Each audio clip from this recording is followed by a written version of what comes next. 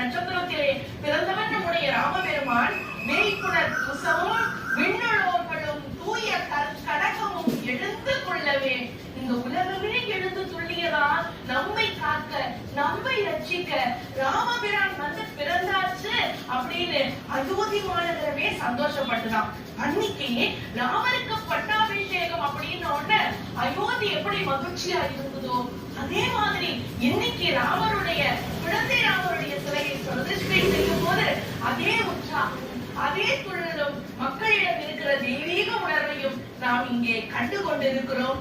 மிக அழகாக கம்பன் சொல்லுகிறான், எப்படி இருந்துதான் பட்டாபிஷேகம் செய்யும் போது அயோத்தி ஏவின வள்ளுவர் இறைவன் அழகே பூமகள் கொழுநனாய் குடையும் மௌலி கோநகர் அணிகர கொட்டும் பேரி அத்தேவரும் கலிகுண திரிந்து சாற்றினார்.